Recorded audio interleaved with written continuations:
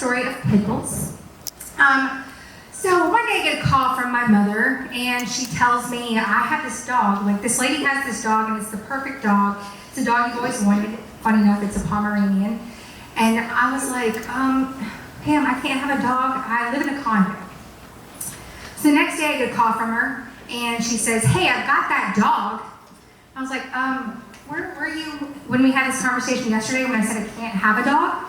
She's like, man, you just gotta come meet this dog. So I go down there and meet this dog, and clearly not a Pomeranian, because she jumps up in my lap and she's 14 pounds. And I was like, well, unless you're talking about a double XL Pomeranian, this is clearly not a Pomeranian. But, you know, for a woman who usually just gives me crippling anxiety and a migraine, she actually gave me Pickles. So this dog is sitting in my lap, and my, I would say my first husband, no, we're gonna call him number one.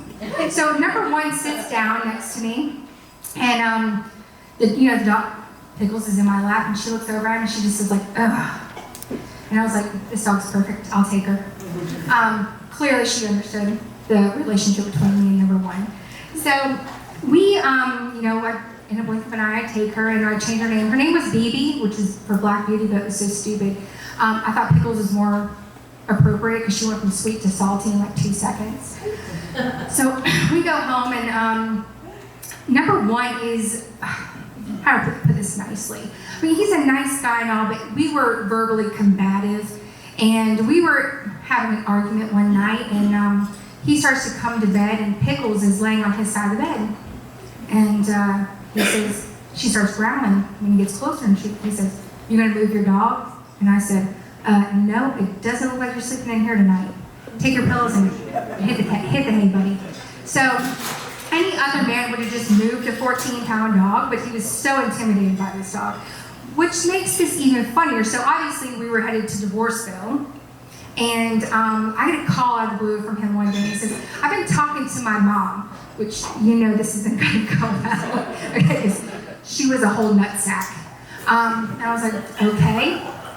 And he says, yeah, she told me that I'm entitled to half of your 401k, and I want your dog. And I said, for somebody with a 162 IQ, you want half the money that you didn't work for, and you want to take a dog that hates your guts. This is not going to work.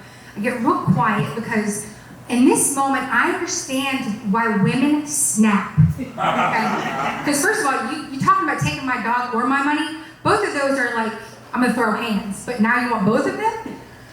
So I get real quiet, and if you know me, I'm never quiet, so that's a big problem. And I say, you know what, number one, this is what we're gonna do. I'm gonna cash out my 401k, and I'm gonna hire a hitman that probably will only maim you and not kill you, and then me and old Pickles, we're gonna go to a non-extraditable country. Well, let's just put it that way.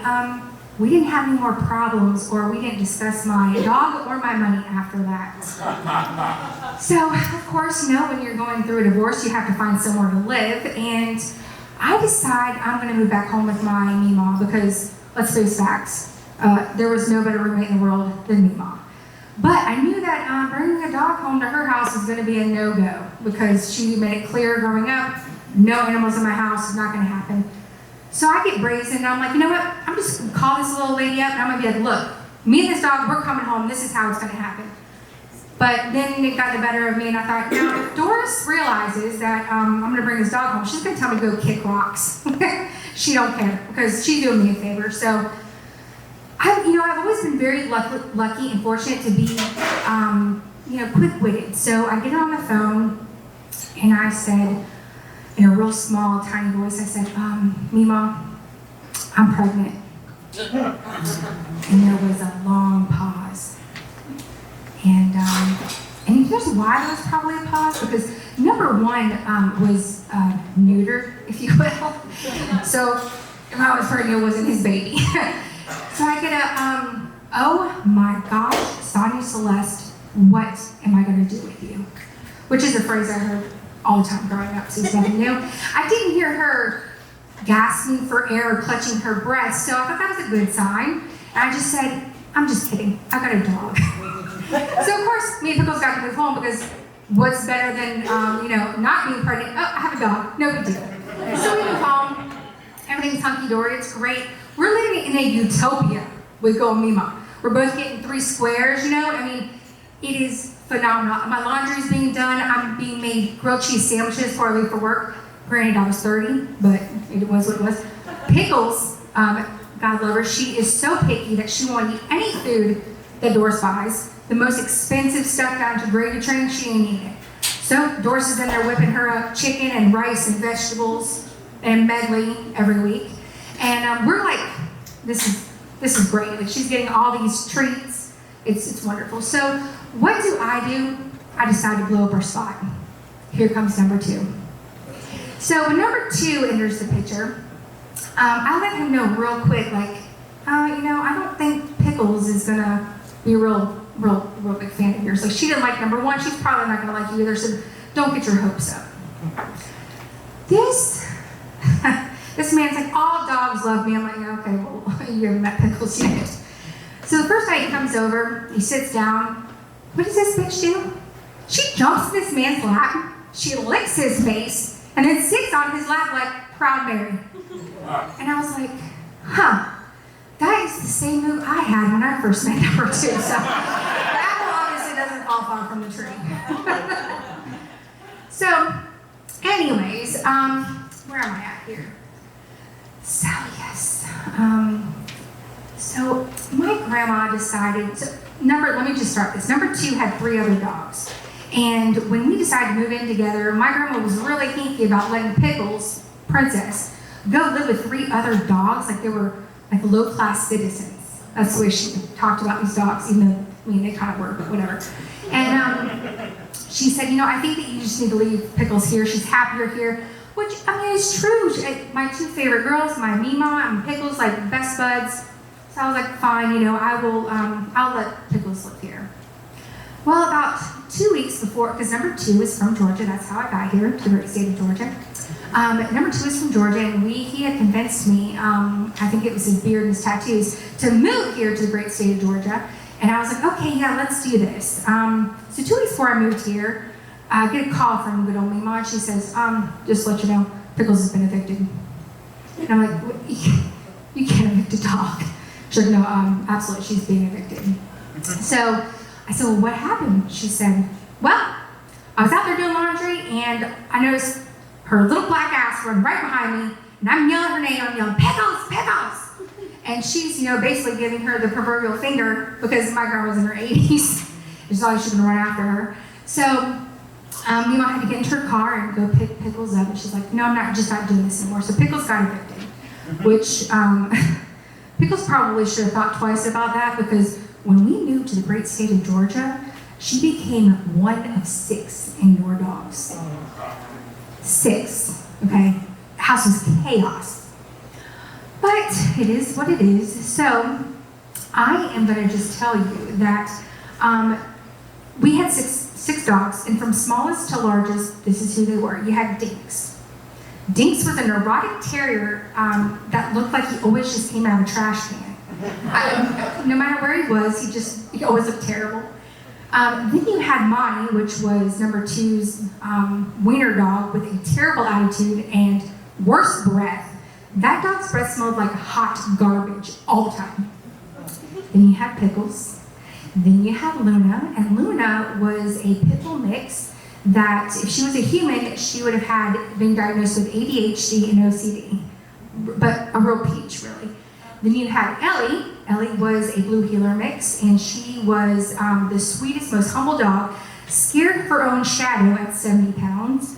And then on the other end of the spectrum, you had 120-pound Roxy, some black lab breed. I have no idea what she was. We always said she had goat knees.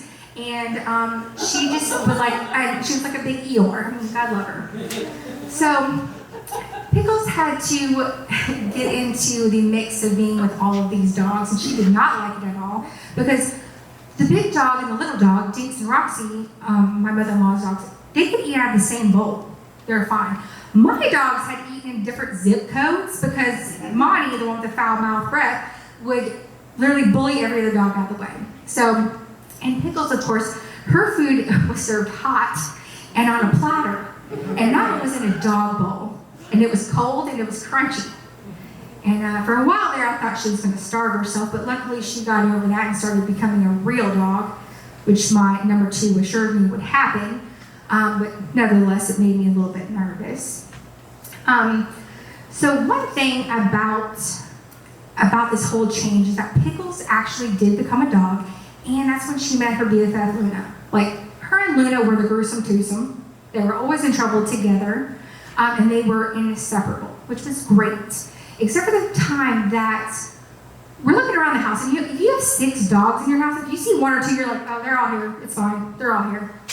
But I'm looking, I'm like, where the hell is Pickles? So I'm calling through the house, hey, where's the dogs? Where's the dogs? We can't find Pickles or Luna.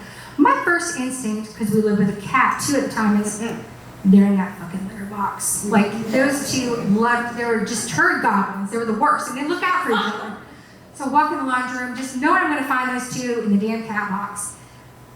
But they weren't, and I was like, what in the hell? So then I started to think, oh my gosh, these dogs, they're gone. They're just gone. So I'm panicking. I get into the car. I start driving up and down the road.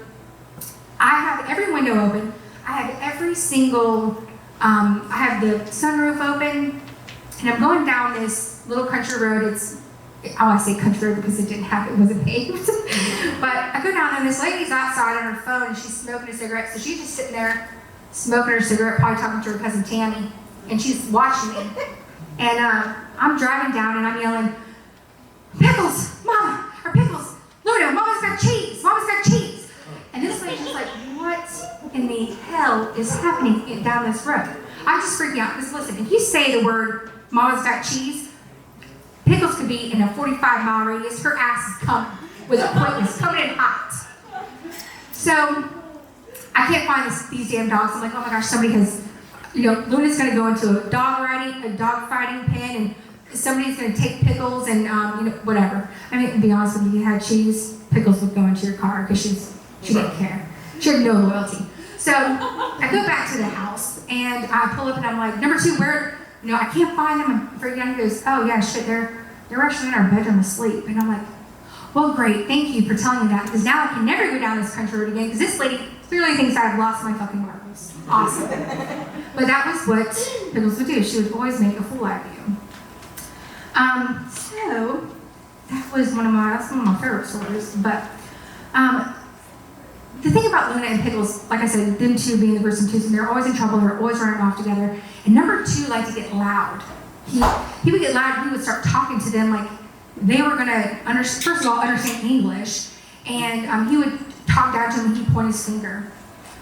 Pickles would jump up into my lap and look at me, and I swear her look always said, "Is this bitch still talking? Who is he talking to?" Sure as hell, he's not talking to me. I'm like, no, it's exactly who he's talking to. It's you. She didn't care. She was like, you're not gonna talk to me like that. I'm gonna sit in my mom's lap. It's whatever. So I mean, he'd always get his feelings hurt because Pickles just didn't give an F, but that was Pickles. So from the get-go, Pickles likes to, clearly she's a runner, that's why she got evicted from Weemo's house. And one night, she gets out.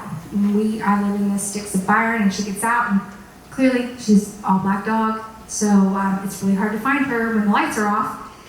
She gets beat up by our neighbor's dog, and it was awful.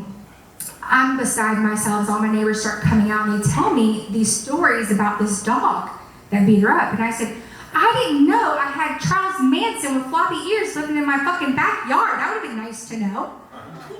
So they tell me this dog, beat up cats and has killed other dogs and all this stuff. And I'm like, this is like a repeat offender. That should be like a big sign. Well, if you know me, you know that I'm all about scorched earth. And if you mess with my dog, I'm really going to go scorched earth. I worked at an unnamed TV station at the time, and I might have used my email in an unethical way, but I was real mad. And I let everybody know in Peach County that I was real upset about what has transpired. And I actually put a little picture of Pickles on there, and I hashtagged her Justice for Pickles, so she was a social justice dog. And I was ready to go on Good Morning America. I was ready to make John Wick look like Pippi fucking Longstocking over this dog, okay?